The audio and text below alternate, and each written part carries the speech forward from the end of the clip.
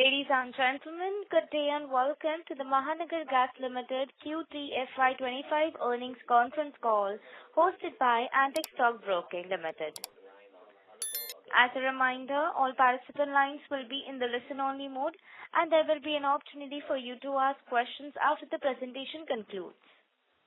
Should you need assistance during the conference call, please signal an operator by pressing star then 0 on your touch-tone phone.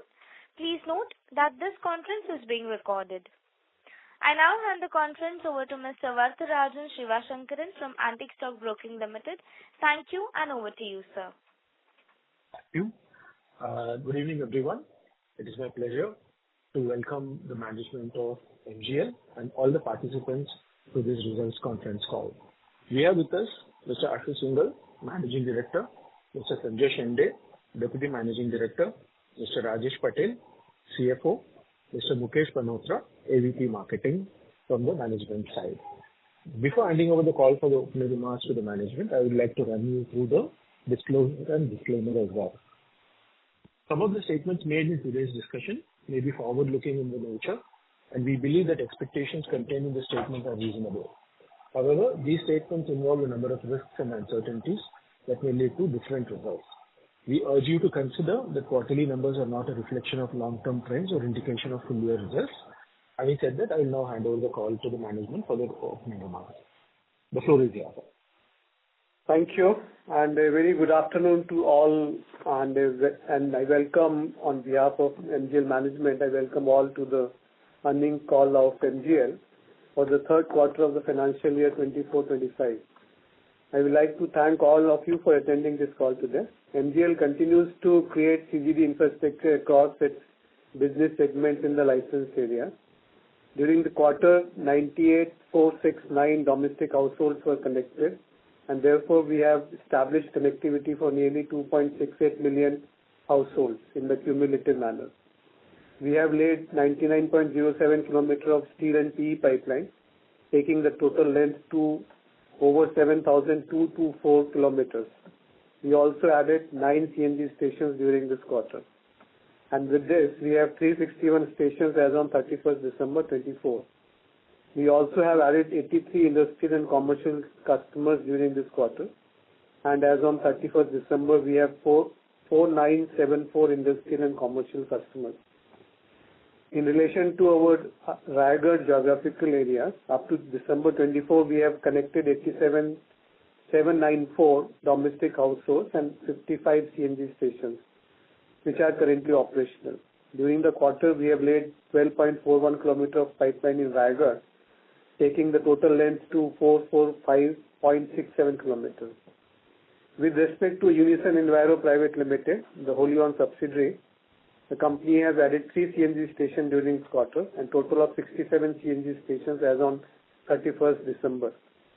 During the quarter, 4,774 domestic households were connected and cumulative household connections are at 34,003 for UEPL. And they have 63 industrial and commercial customers as on 31st December. Average gas sales for the 9 months ending 31st December 24 is 4.006 MMSCMD, whereas it was 3.554 MMSCMD in the corresponding period last year, which is an increase of 12.75%. Sales volume in the case of CNG have also increased from 2.566 MMSCMD to 2.859, which is an increase of 11.44%. In case of industrial and commercial, the volumes have increased from 0.482 to 0.604 MMSCMD, which is an increase of 25.52%. And the volumes for domestic PNG has increased from 0.506 to 0.542 MMSCMD, which is an increase of 7.23%. During this quarter, the overall average gas sales volume is 4.116 MMSCMD, as compared to the previous quarter volume of 4.042 MMSCMD, which is an increase of 1.84%. Sales volume in the case of CNG is standing at 2.919 as compared to previous quarter of 2.886 MMSCMD, with an increase of 1.16%. In the case of industrial and commercial, the volume is 0.646 as compared to previous quarter of 0.628, that is an increase of 2.86%. Sales for the domestic PNG is 0.551 as compared to the last quarter of 0.528 MMSCMD, which is an increase of 4.32%. EBITDA for the 9 months ending December 24 is rupees 1131 crores and net profit after tax is rupees 793 crores. For the current quarter, EBITDA is rupees 31 crores and net profit after tax is rupees 225 crores. Coming to UEPL during the quarter, they have achieved an overall average gas volume of sales volume of 0.192 as against 0.164 in the previous quarter, which is an increase of 17.38%. Current quarter volume consists of CNG volume of 0.177 MMSCMD and PNG volume of 0.15 MMSCMD. Therefore, MGL on a consolidated entity has achieved total sales volume for the quarter as 4.308 MMSCMD. Average gas sales for UEPL for the 9 months ending 31st December 24 is 0.175, consisting of CNG volume of 0.162 and PNG volume of 0.013 MMSCMD. MGL as a consolidated entity has achieved total gas sales volume for 9 months ending December 31st, 2024 is 4.181 MMSCMD. A scheme of amalgamation or merger of UEPL with MGL was approved by the board in October 24 last year, and the scheme was submitted to NCLT Mumbai on 6 December 2024. And the matter was heard by the Mumbai bench on January 17, 2025, and they have reserved the pronouncement of its interim order.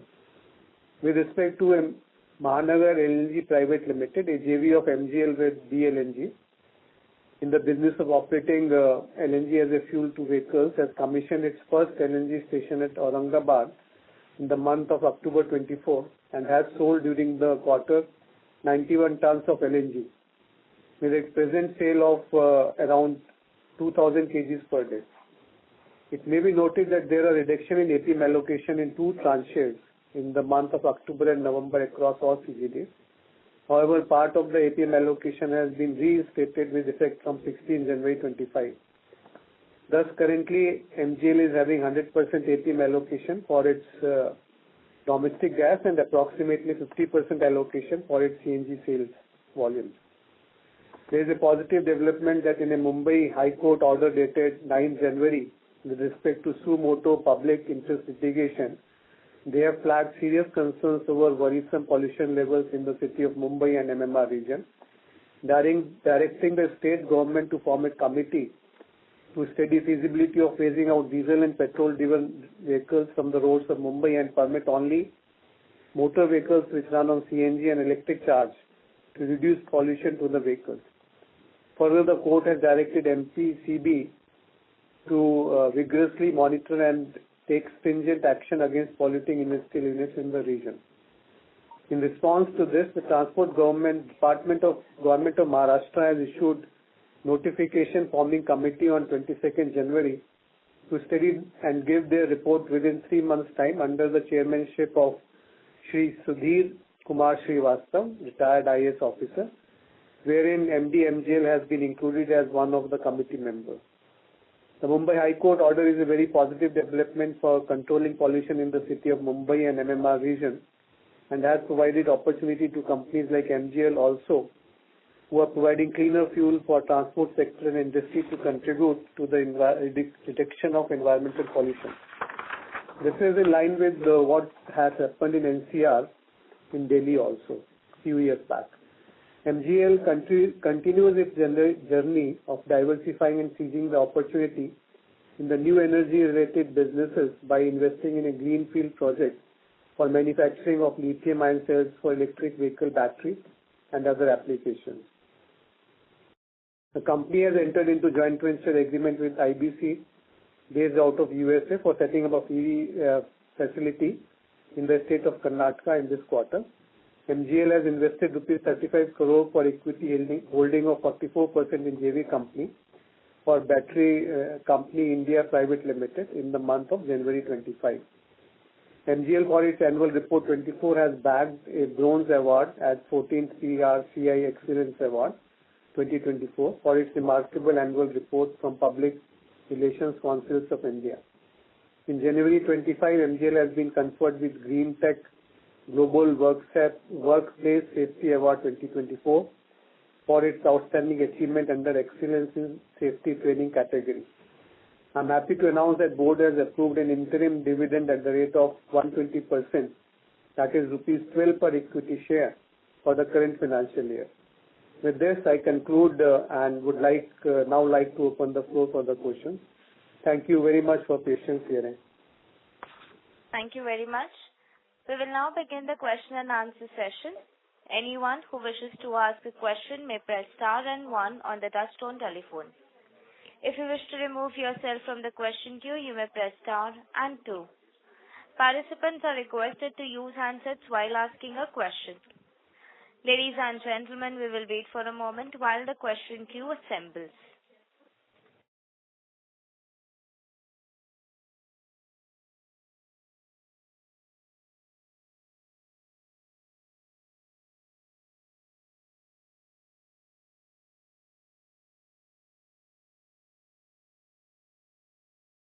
The first question is from the line of Yogesh Patil from Dolat Capital. Please go ahead. Thanks for taking my question, sir, and congratulations for the good set of numbers. As you mentioned, the recent news flow, Government of Maharashtra has set up a panel and exploring phasing out of petrol and diesel vehicles in the Mumbai metro region. We wanted to understand how it will be implemented. That's one thing. And what kind of CNG volume growth you can see from this kind of a decision? Any ballpark number, if you could share with us, that would be really helpful. It is a very preliminary stage to predict that how it will be unfolding itself. The main point what we wanted to make was that pollution is increasing in Mumbai, which is known to all the citizens here. They are getting impacted.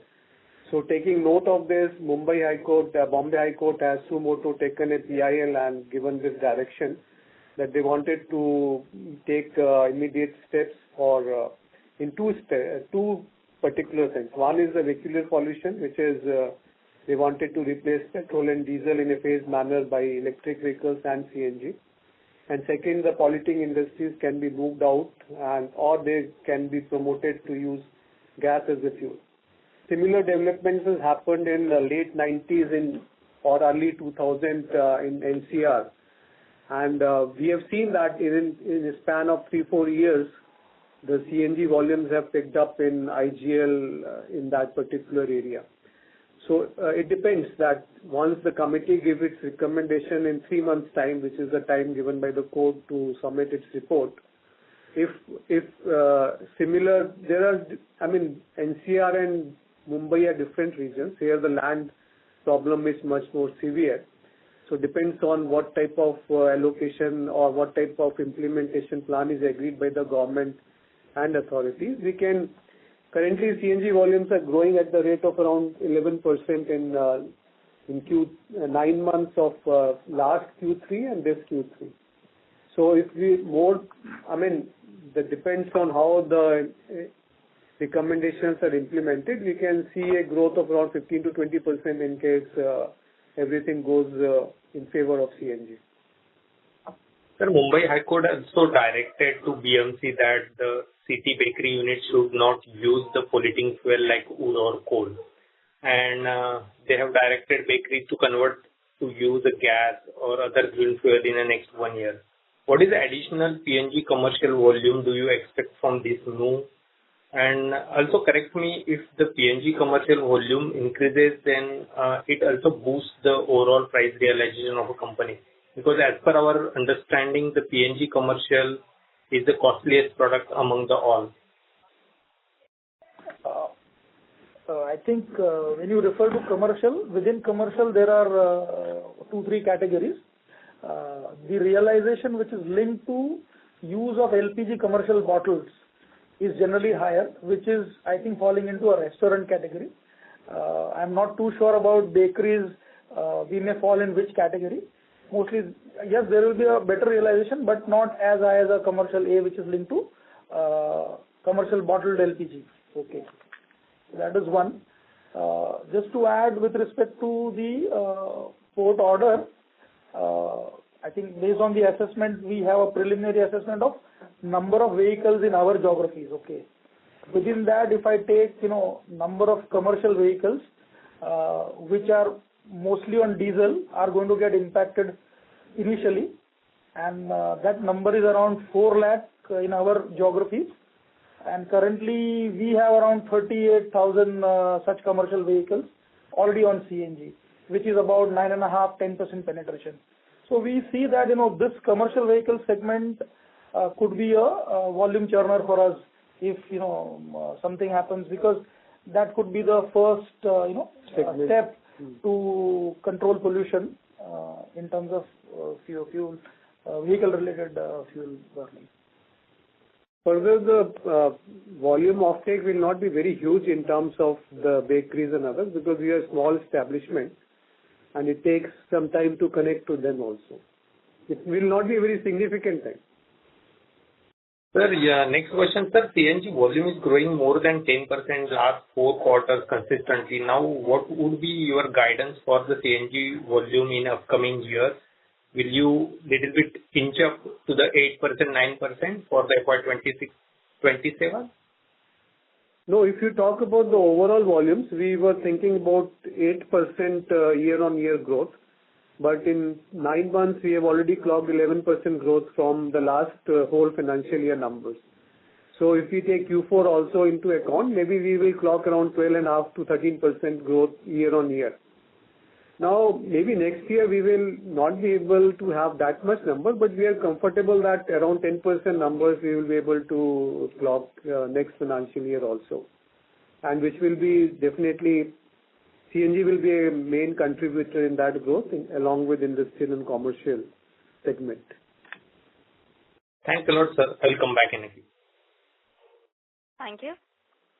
Ladies and gentlemen, we request you to restrict the questions to 2 per participant. In case of any follow-up question, please rejoin the queue. The next question is from the line of Amit Mararka from Axis Capital. Please go ahead. Yeah, hi, good evening. Just firstly on the pricing and margin side, so you did take 2 price hikes of 2 rupee and 1 rupee kg each on CNG, but the margin still has dropped. So are you looking back to go back to, let's say, 10 rupee or higher margin as we were doing, let's say, in the last several quarters, or this should be seen as a more stabilized margin now?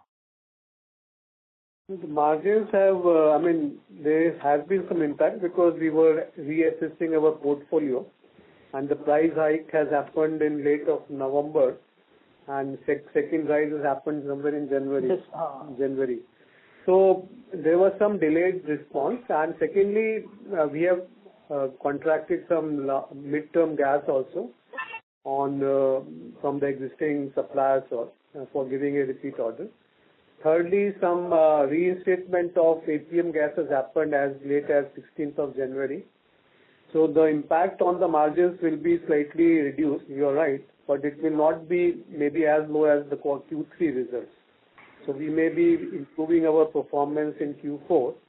And if you see, last year we have had EBITDA per SCM of 13.95.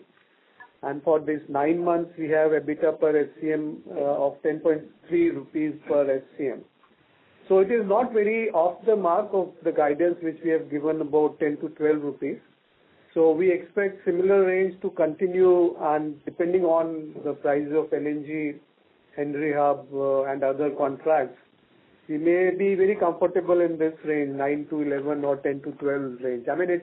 It depends on so many other things, so we can't be very particular about what will be the range. But we are in a comfortable position because of, one, that we have made some procurement portfolio adjustments, and second, there have been reinstatement of APM allocation from 16th of January. Sure. So you mean to say no further price hike is needed in that sense after this restoration of the APM allocation? More or less, 50% of the gas cut has been restored, and we had already taken a hike in the range of 50%. Okay. One factor which is crucial as of today is also exchange rate, because exchange rate has been inching up and around 85.5 or 86 rupees. So that may have some impact depending on how it moves going forward. But more or less, we are back to almost neutral situation what we were in October mid as of today in January, I'm saying. And just to add, I know that investors are more particular about both the things. One, that the margin, second is the volume. So we also have a very clear-cut, line of sight for volume growth, which is more important for the longevity of the company. Margins can adjust for some time, maybe slightly higher or lower. Understood. And on the volume per se, you have been, I think, talking about close to 7-8% X of UEPL. So with UEPL, can we look at double-digit growth now? I believe UEPL will grow at a faster rate than the core portfolio. We are already clocking double-digit growth as of now. If you see 9 months this year compared to 9 months last year, okay. And UEPL, all the 3 geographical areas as well as Raigad, both will see at least 20% plus growth. And there is a usual growth in GA2 as well as GA1, some margin, at least usual growth of 4.4 to 5%. So we are hopeful that at least for few quarters we will see double-digit growth. And as Sir said earlier, we can achieve an annual growth of around 10%. Also, there is now that High Court order is there. We hope that that will turn out positive and we will be able to achieve more. And also in terms of your CNG, Yeah, 8% what we had said is, we have already outperformed standalone on MGL basis only. If you add on UEPL, because it has a small volume, but the growth is much higher there, maybe more plus 20%. So collectively on consolidated basis, we are around 12% growth as of now, 12 to 12.5%. So in the year end, we expect it to be around 13% or 13.5%. Next year also, we definitely should be at least in the double digit, yes. Sure, got it. And also, thank you, Mr. Murarka. May we request you to please rejoin the queue. We have participants waiting for their turn. Thank you. Ladies and gentlemen, you are requested to kindly restrict your questions to 2 per participant. The next question is from the line of Probal Sen from ICICI Securities. Please go ahead. Thank you for the opportunity. Sir, just wanted to get a little bit of sense of what are the capex plans, if you can break it down between the different GAs, including for Unison, and also if you can give us a sense of how much to be spent on CNG, how much on network, and so on. That was my first question. See, UEPL standalone should spend in the range of around this year at least 125 to 150 crore. Okay, and it will be further up maybe next year, because we have now the ground and the groundwork is done, so we'll be able to do more capex on CNG stations, etc. And it could go from 150 to 200 crore next financial year. Okay. As far as MGL is concerned, already 650 crore plus capex has been done in this 9 months period, and we expect anywhere between 200 to 250 additional capex in Q4 as well. Okay. Out of these, major will be on steel and low pressure pipelines, okay, and roughly 200 crore or plus minus 10% on CNG, and balance is on steel grid and LMC, last mile connectivity. Okay. Sir, in terms, you mentioned about the EV, initiatives that are being taken. Any sense you can give us of when these actually start contributing to revenue in a meaningful way, and what kind of potential do you actually see based on the investments that have been made as of now? We have started 2 investments in EV. One is 31% equity in 3-wheeler manufacturing company in Bangalore, and second is a recent joint venture which we have made with IBC, International Battery Company. Right. So in this IBC, we are investing around first phase 380 crore, with a total capex of 870 crore. And depending on the performance of the first phase, we can go up to 5 gigawatt factory. The first phase will be 500 megawatt, 2 plants, so 1 gigawatt factory. So it depends, like 1.5 year, we will be able to commission phase 1, and maybe within few more months, the phase 2 of another 500 megawatt or 1 gigawatt plant. So it will start earning revenues from 1.5 year from now, and it will gradually pick up. We have 40% equity in that joint venture, and 60% is with the partners. The numbers will be in phase 1 around, if you can help me on that. We are roughly estimating, or while evaluating this project, we have taken a discounted rate of around 18% also. So we expect that return should come, because it's a very, very niche kind of area, so higher rate has been applied. Okay, but 18% IRR is the assumption, sir. Yeah. Okay. On the whole project cost. Okay. Maybe 1,000 crore revenue is there around about that number for 1 gigawatt factory. Sorry, sir, 1,000 crores per gigawatt. Yeah. Okay. Around that number, 900 to 1,000 crore. Understood. It is a very, very primitive stage. Why I'm saying, because that per cell realization could range between $100 to whatever. So right now we are not in a position to give you the confirmed numbers, because once after setting up the plants, already the trial runs are going on for testing the cells which are manufactured by the prototype plant already in South Korea. So once we get full customer base and understanding of this, we'll be in a better position to talk about what kind of sales revenue and margins will come. But surely, when you look at the EV cell as a market, the kind of capacity which we are putting up is very, very small compared to the requirement in India, because currently all the EV cells are being imported in India, and then battery packs are made. Okay, so most of the manufacturers who may not have their own facility of having the battery pack and the EV cell tie-up, we will be able to push this, and considering the demand in India based on whatever survey or the studies we have done, 1 gigawatt is a very, very small number. Okay.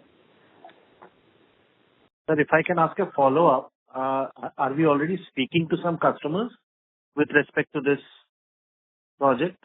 The company is not only speaking, but the batteries which are manufactured in the prototype plant at South Korea are being put into the vehicles with the customers. They are tested. We are taking out the reports, and all that has been already done since last 1 year. Okay, and most of the reports as of now are positive, and we are hopeful to that customers will be able to. We are already in discussion with some of the customers, and very positive response has come.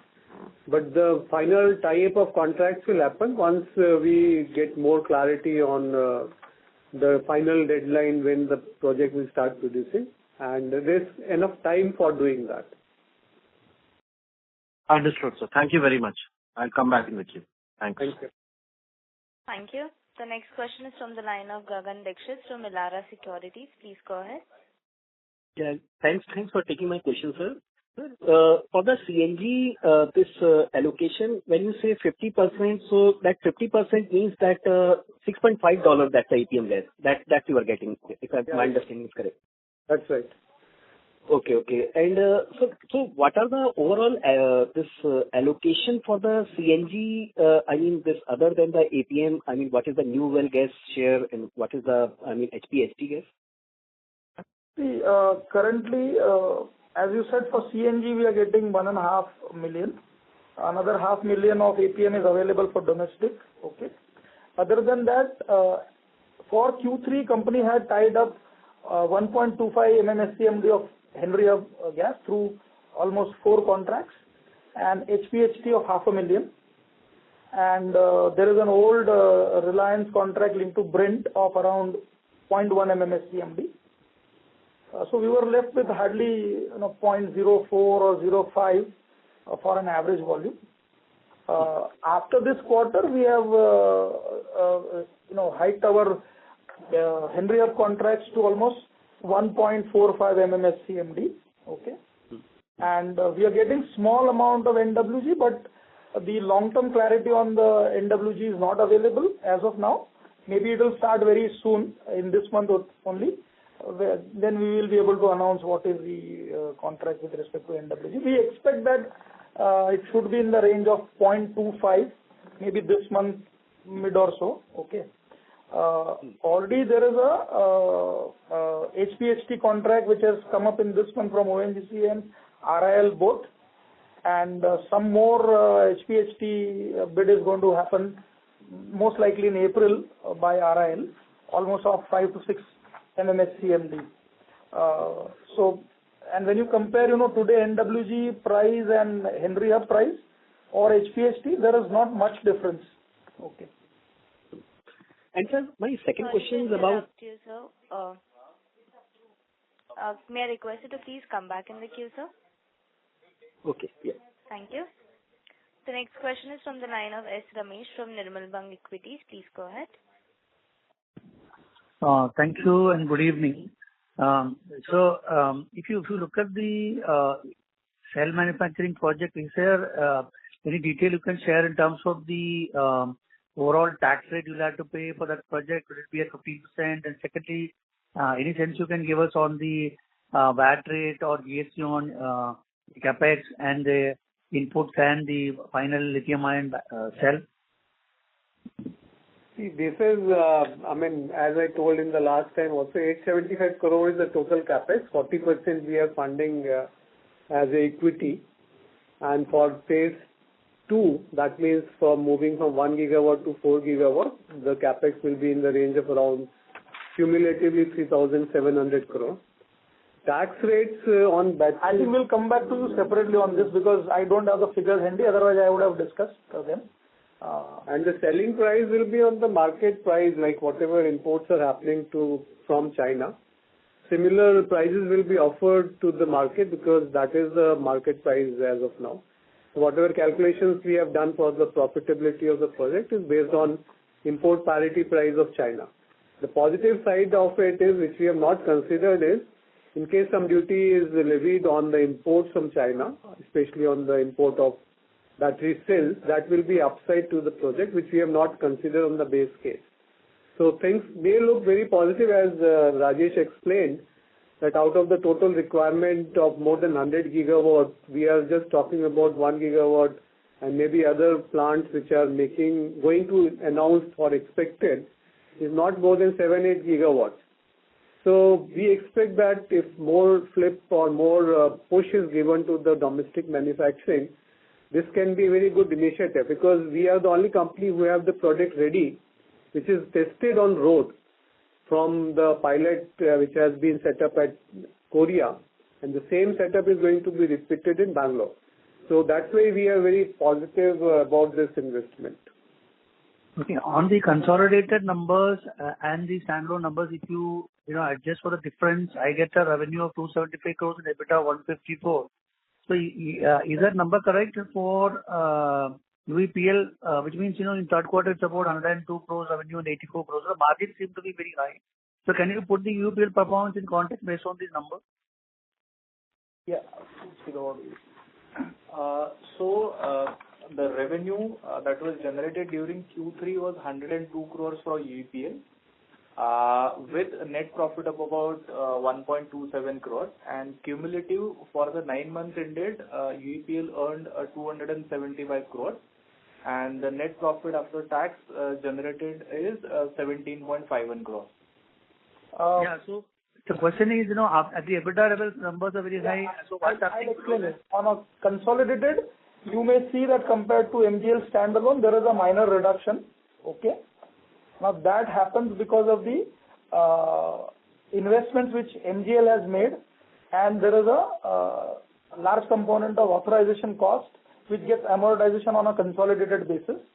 That amortization is little higher than the profit which are earned currently by UEPL, and that is why on consolidated basis you may see MGL plus UEPL standalone does not add up to MGL, or it is slightly lesser than MGL. Okay? No, but based on the numbers you have given for... Yeah, sorry. Please go ahead. Am I able to answer your query or inquisitiveness on consolidated results? No, that is fine. But if you go by the numbers you have shared for UEPL by itself, from EBITDA to the PAT, there's a fairly substantial reduction. So is there a large component of depreciation and interest there? And the margins are pretty high. So from that margin, the net margin is very low. So what is happening below the line in terms of interest and depreciation? Compared to MGL, there are two components. One is depreciation, you are right. Another is interest cost is also there in UEPL. Okay.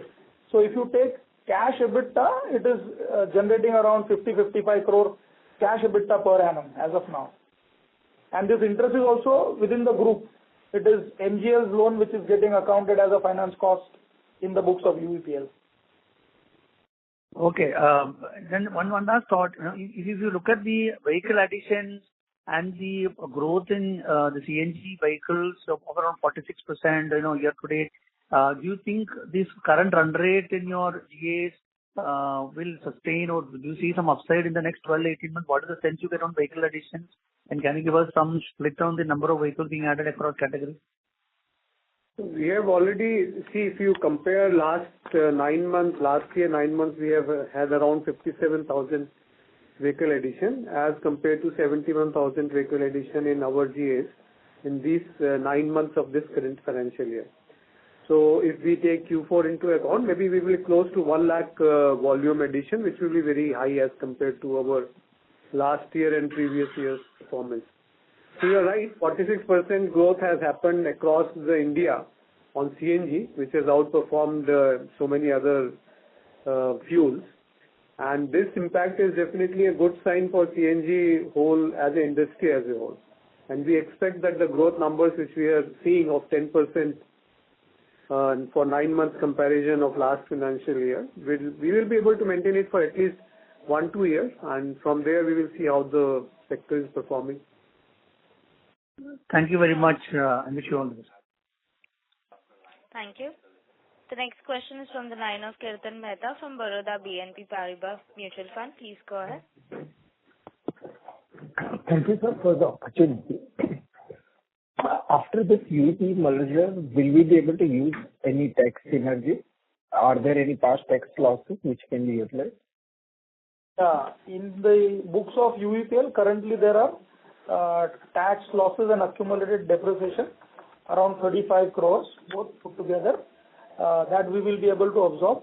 Also the capex which they are incurring today, 150 crores odd, and they are not able to absorb that depreciation. On a merged entity basis, we will be able to absorb that early. So, of course, UEPL would have absorbed both accumulated losses as well as the capex, but it would have taken, let's say, 3-4 years from now, whereas MGL will be able to take that benefit immediately. Okay. Right, sir. The second question was about the APM reinstatement. I believe the next round of the reallocation would be around February 16th or so. So are we confident that the 51% would remain at the similar level during the February, or is there a possibility of part reversal again? I think readjustment has happened 2-3 times. One was 16th October, then 16th November, and now 16th January, this reinstatement has happened. Earlier was de-allocation, means 2 cuts were there. Now in our information, as far as we understand, the next de-allocation or readjustment will happen somewhere from 1st of April, because around 7% per annum is recommended to be reduced from APM and put into NWG. The other development we know is that whatever cut from APM will happen will be allocated to CGD entities on pro rata basis at NWG prices. So basically the gas will be available APM. The same quantity will be reallocated on pro rata basis to CGD at NWG prices. And we expect that to happen somewhere from 1st of April. Right, sir. Thank you. Thank you. The next question is from the line of Pratyush Kamal from Incred Equities. Please go ahead. Hello, sir. Yeah, so I have few set of questions which I wanted to ask. First is regarding your sourcing. So you source you do have a couple of contracts which are linked to Henry Hub and some are linked to Brent, right? I just wanted to understand, like, what is the pricing mechanism for these contracts, and what is the general sourcing mix for you? How many, like what percentage of the total volumes do you get from Henry Hub versus Brent versus APM, etc.? See, general pricing under this contract has a slope linked to the index. So in case of Henry Hub, it is Henry Hub is the index. There will be a constant, there will be a slope to the index and some fixed costs, okay? Whether it is a Henry Hub contract or a Brent contract. So this is the normal term contract structure, okay? As far as MGL is concerned, I already said, I think in the last question, overall including domestic, we are as of now getting 2 million plus APM. As of today, that means in the January, we have already tied up Henry Hub contracts, all contracts put together around 1.45 MMSCMD. HPHT is around 500,000, okay? And rest is spot and whatever NWG we have. Small amount of NWG is coming on a short-term basis. But as Sir said, there will be a long-term allocation or a allocation like APM in the near future, maybe this month or by April or so. Okay, sir. And what are the slopes and fixed components when you talk about Brent-like contract and Henry? They are confidential between the supplier and us. We cannot disclose them in the public domain. Okay, sir. And what is the landing cost approximately for you when you talk about the Brent contract versus the Henry Hub contract? The landed cost for you, for the company. So as of now, considering the indices, with respect to Henry Hub, it ranges between $9.5 to around $10.5. HPHT is around, that is I think available in the public domain. Including transportation, it should go around $11, which has $1 per MMBtu transportation and around 10.25 or so as a basic rate. Yeah. Understood. And Brent one? Sorry to interrupt you, Mr. Kamal. Brent is an old contract and that is around 7.5 inclusive of transportation as far as we are concerned. Okay, thank you. Thank you. The next question is from the line of Sabri Hazarika from Emkay Global Financial Services. Please go ahead. Yeah, so two questions. Firstly, your volume breakup between GA1, GA2 and GA3 and the outlook for GA3. I mean, last time you mentioned 0.6 to 1 MMSCMD sort of like potential. So any revision on that? So as of now, for 9 months average, I will give you GA1, we have sold around 1.92 MMSCMD. GA2 is around 1.85 MMSCMD. 0.245 is GA3. That makes total sale of around 4 million for this 9 months average. Okay. If you look at the growth in GA3, last year average was around 0.163 and we are today at 0.245, which is a growth of almost 49-50% over the last year average. So that is the growth in GA3. If you consider GA1 and GA2, GA2 is double digit and GA1 is in the normal range of 4 to 5%. Okay, sure. And small question, in terms of kg basis, what was the CNG volumes in Q3? CNG in terms of kg.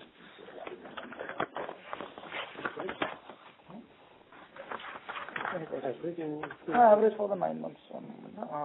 For the Q3, it is 2.14 kgs, 2.14 million kgs. 2.14 per day, right? Yeah. Yes, per day, kgs per day.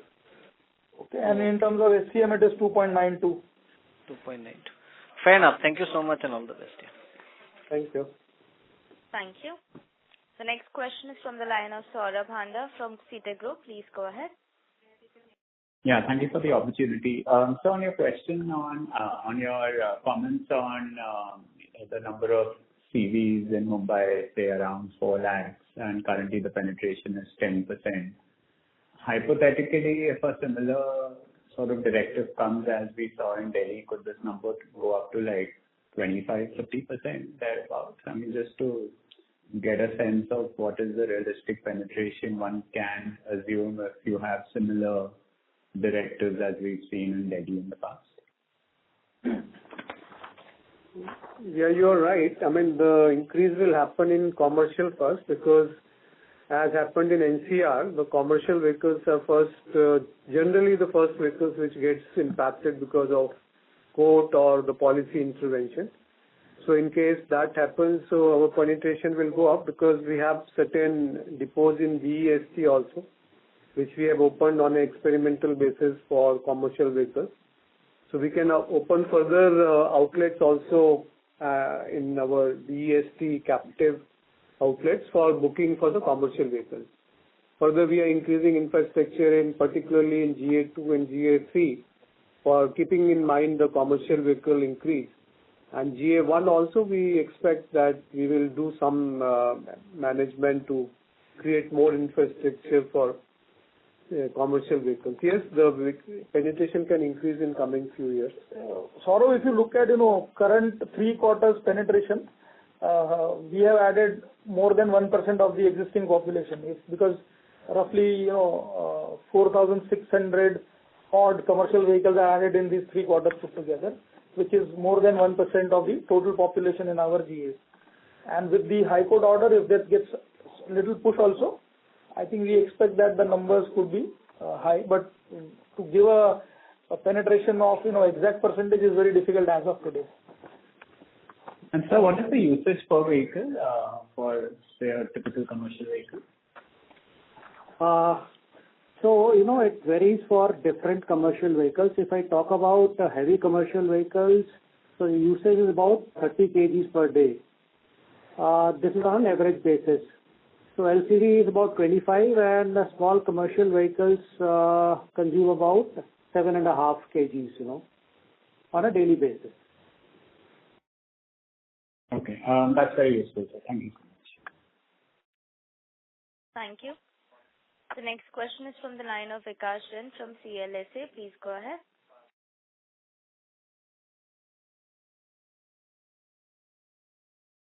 Vikas Jain, please go ahead with your question. Hi, thanks for taking my question. I just wanted to understand currently of about 50 MMSCMD of gas that ONGC is producing. I think about 6 has been taken away as new well gas.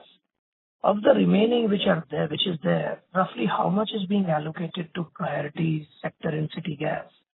And that's question, that's the first part of the question. Second thing is when you see a change in allocation again on 1st of April, maybe another 5-6% will again go away, say about 2 to 3 MMSCMD. Is there a chance that LPG or some other sector you see could bear the impact more than city gas? So that's something which I wanted to know. Thank you. I think the numbers will be better available with GAIL, but broadly what we know is around 19 MMSCMD was coming to CGD, which got reduced to 16 MMSCMD in the first cut, and it went down by another 2 MMSCMD in the second cut. Now 3 MMSCMD is restored out of it, so maybe around, if I'm not wrong, maybe around 15-16 MMSCMD is coming to CGD sector. And but overall numbers from ONGC we don't have proper clarity. Maybe not 50 mm is not available as far as we understand. It is lower than that.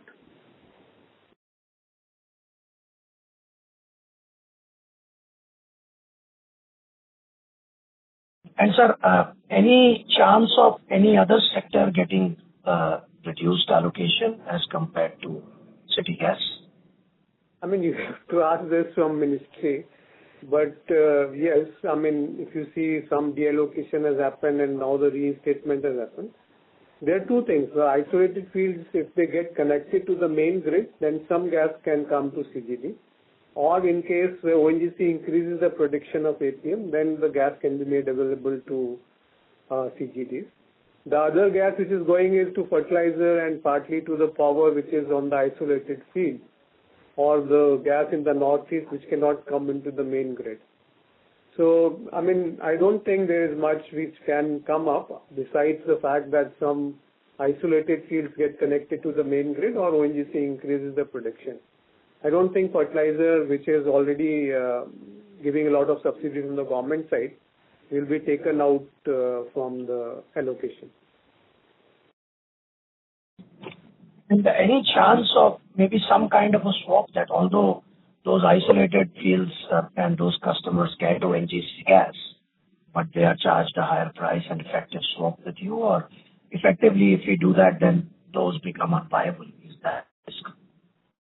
I think government is already seized of this matter. GAIL and Ministry of Petroleum is already seized of it. There are actual limitations of doing the swap also, because the physical customer should be able to take at that price, at the increased price.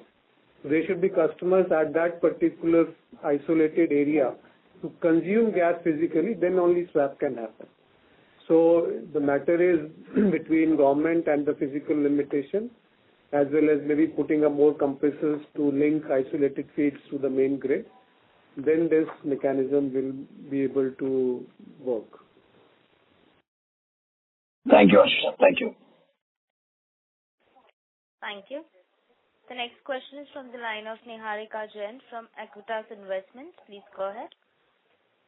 Hi. Thank you for the opportunity. So my first question is, I think in the call you have mentioned that we would have some impact on forex. Now, so the APM gas and all the contracts, is there a hedge for us, or all the contracts, even including APM, are unhedged for us as far as forex is concerned? Our dollar exposure, because all the gas we purchase locally is dollar denominated, are not hedged. Okay? It's not hedged. And if one wants to hedge for a INR transaction, only the prices are dollar denominated, actual transaction happens in INR. On this, RBI, to my understanding, which I had checked few years back, allows only a forward contract. So there is a trade-off between whether you want to pay upfront forward cost and increase the cost of the consumer or you remain open and see. In the past, remaining open has benefited us, whereas some entities who took forward, they had a higher cost. But yes, today the time is such that we may still evaluate what needs to be done going forward, considering probably expected movement in the forex rates, INR and the dollar. Is my understanding correct if I say that the rupee has depreciated by 3% in, say, Q4, so my cost directly gets impacted by 3%, right? Roughly, my estimate is, you are right in that sense. It adds around 22 to 25 paise per rupee increase on an overall company basis. A rough ballpark calculation. But you are right, whatever the foreign exchange devaluation or happens, that will be reflected in the price, because APM price and others are all dollar denominated. Partly we are indirectly hedged because we link our industrial and commercial prices to the alternate fuels, which are also derived from dollar and then price in India. Okay. And if suppose petrol diesel price are also linked to Brent in a way, they also should be linked to forex. So in a way, our input as well as output both gets natural hedges there to a very large extent. Okay. And so I assume that a lot of fertilizer plants take shutdown in Q4. So do we get more APM allocation if that happens? Fertilizer sector is taking a lot of shutdowns. See, that happens. I mean, GAIL does this mechanism of what is the plan for the future, or when any plant is going for shutdown or not. So that adjustment they do, and do some minor adjustment in the allocation on daily nominated gas quantity. So those are things which we are not privy to that information. Maybe GAIL will be a better place to answer that. Okay, understood. And the last question, I think I missed the part. We said that we are invested in IBC, but when can we see the revenue getting generated from that entity? First phase, we expect another 14 months time the plant will start operating, of 500 megawatt plant, 14 months from now. Okay, 14 months from now.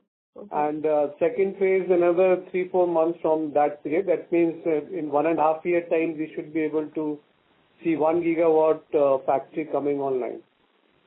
And do we have contracts in place, or will we be getting the contracts after once it gets started?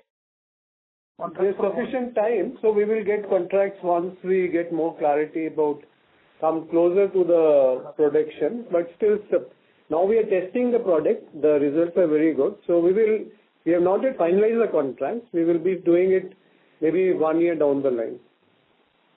And just from a very macro perspective, considering that it is a very evolving technology, don't you feel that it will be a big risk if the prices just crash down, because China is known to do that? We can talk about solar modules also. The price has crashed down and it has been crashing down every year. So, being internationally linked, won't it be a risk, or are we thinking something on this front also?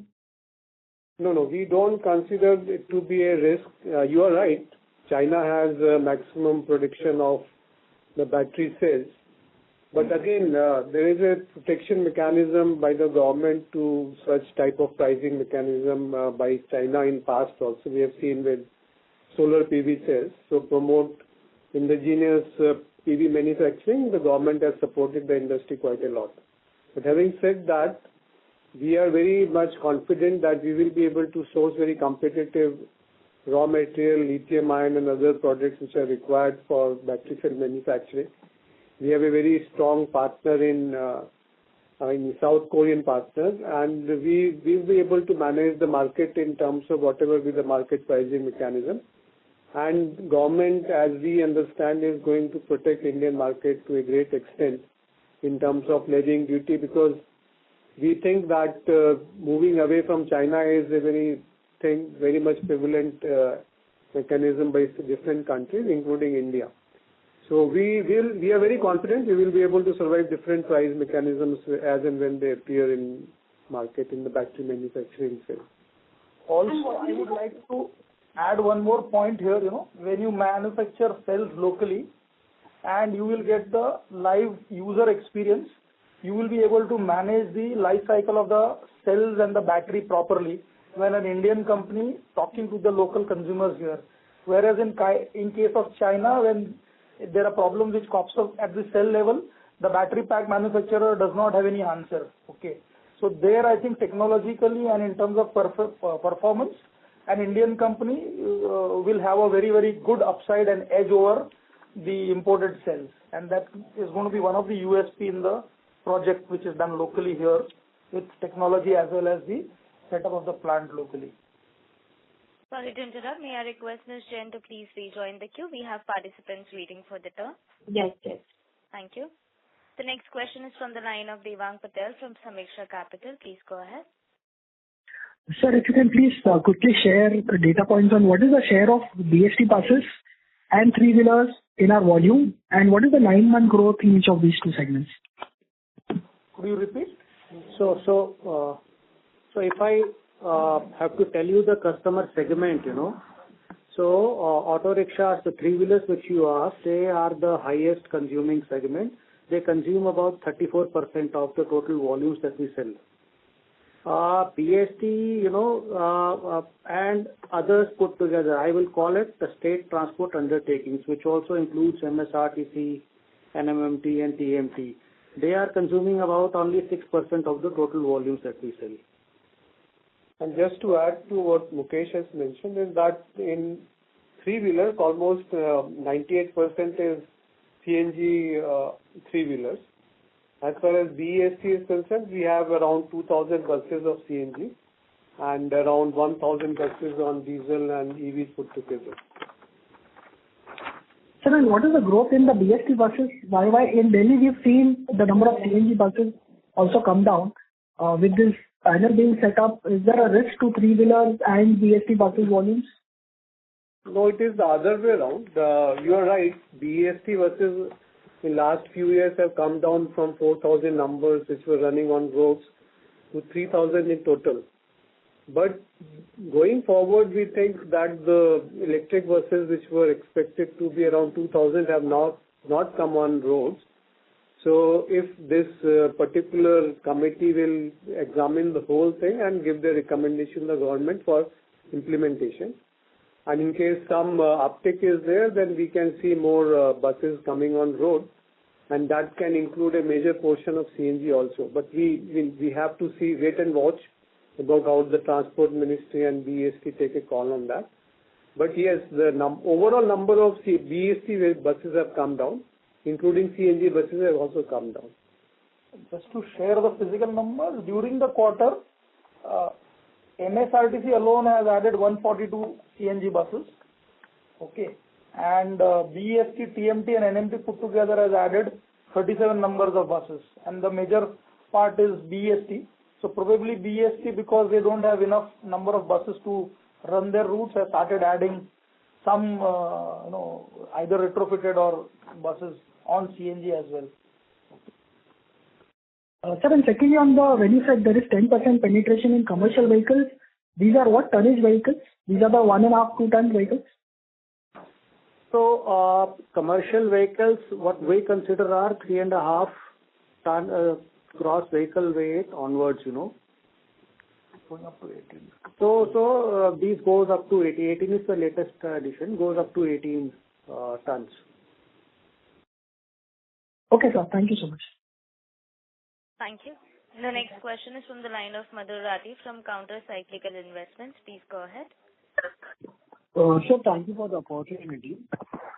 Sir, I wanted to understand when we source our gas, so if there is a pricing currently, consider it for an example like $6 pricing. Sir, at what price do we get with all these transmission and intermediaries? How much cost does that add up in the landed cost for us? See, most of our gas purchase falls in zone 1 and zone 2. Okay. Now, if you look at the tariff, for zone 1 it is 40 rupees per MMBTU, for zone 2 it is 80 rupees per MMBTU. If minor gas is coming from zone 3, that is 108 rupees per MMBTU. And there is a small amount of marketing margin which is being charged on APM gas, GAIL being the aggregator and marketing agency for the domestically produced gas. Okay. Okay, and sir, the gas which we import, for that, what would be the additional transportation as well as? So as far as MGL is concerned, I am buying from X point to Y point. So whatever is the pipeline transportation I use, depending on the zone in which, from where I am buying, the rates will be applied. As I said, mostly our gas purchase is within zone 1 and zone 2 maximum. Okay. Okay, got it. Sir, my second question was, sir, with this APM gas reduction every year, so I guess that would increase our cost per SCM that we sell to our customers. So what is like a steady state margin? So what is the landed cost that we can get over the next 1 year? Around 7% reduction of APM is expected as per the reports and the recommendation by DGH and the Q3FY committee. So, it depends what is the LNG prices or the substitute gas of NWG prices or the Indian crude basket. HPHT option is also there with us. So, and HH option is also there. So, we will do a mix of the alternate sources and then determine what will be the selling price of CNG. And also, we will have a look at petrol and diesel. So, margins, as we mentioned, EBITDA per SCM will be in the range of say 9 to 11 rupees or 10 to 12 rupees depending on situation, because we want to keep two things in place. One, that the price disruption doesn't happen or too much price variation doesn't happen in CNG or PNG anyway 100% allocation of APM is coming. So we would like to keep prices steady and keep the growth numbers also in line of sight. So having said these things, we will take a call on what is the right time for increase or decrease of CNG prices, as well as maintaining our portfolio. Because right now we are not exposed to spot prices variation. So that way we are much more protected. And the signals and the policy initiatives are coming that whatever APM is getting deallocated will be sold at NWG prices to CGD entities. So we have a clarity on what will be the deallocation and what will be the price impact, how much we can absorb or how much we can pass on, keeping the margins and the growth numbers in place. Okay, so just a final question from my side. So with this EV economics getting better, so the life of EV, it is getting more attractive than CNG. And with, I think with increasing gas cost currently, so it will get even more attractive. So how do we tackle this issue, and can this lead to consumers shifting from petrol, diesel to directly moving towards EV, then just moving from their petrol, diesel to CNG? No, I think it is not as simple as what you have mentioned. The total cost of ownership depends on several factors. One is the main cost of differential between EV and CNG and petrol diesel vehicle, the first time purchase cost. The EV is costliest, followed by there's marginal difference between CNG and petrol or CNG and diesel. And second is what is the electricity tariff you have to pay for charging of the EV, and the petrol prices or diesel prices vis-a-vis CNG prices. So when we have seen the total cost of ownership in certain segments, the total cost of ownership, like in the case of buses, we found CNG is cheaper than EVs. But for small vehicles, yes, EV can be cheaper than CNG. In pollution also, if we see like CNG is its total cost, life cycle cost of CNG pollution vis-a-vis the mix of what is being produced in India, the coal-based electricity, the impact on CO2 is also not much different from CNG vis-a-vis EV with the current mix of electricity generation. So we find that going forward, depending on the electricity tariff, we will be either in some segments cheaper than EVs or some segments slightly costlier than EVs.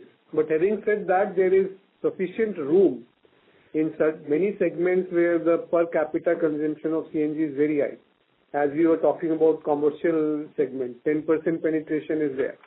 So that means 90% vehicles are still to be captured by CNG, which is currently running mostly on diesel. So that segment more than compensates for whatever small segment is lost to EVs. Like if three-wheelers goes to EV, we can more than compensate it to the commercial vehicles which can come on CNG as compared to diesel. So as far as CGD entities and in particular MGL is concerned, we don't find that EVs is going to be very big threat for the whole company. Thank you. The next question is from the line of Hardik Solanki from ICICI Securities. Please go ahead. Yeah. So just want, if you look at the effective tax rate for the quarter, it has, reduced below 20%. So is there any specific reason behind that? Your observation correct. We have had an assessment of the past year tax returns, and we have got some refund, which we have accounted, and that is the reason effective tax rate has come down marginally. Okay. And so can you just break down the volume between industrial and commercial for this quarter versus the last quarter? And how was the margin between these two segments? So, industry for this quarter is around 500,000. The rest is commercial. Okay. And as earlier we said, the margin in case of commercial A and other commercial category is higher than industry. Okay. But all these depends on the alternate fuel prices. So if you look at current industrial margins compared to the last quarter, because of the LSHS and LDO prices going down, has gone down slightly. Whereas in case of commercial, where most of the customers are linked to commercial LPG 19 kg, where prices have slightly gone up, so margin is better. But this position keep on changing, so it's not a static or one-time position which will remain. So depending on the alternate fuels, price realization will be changing in both these categories. Yeah.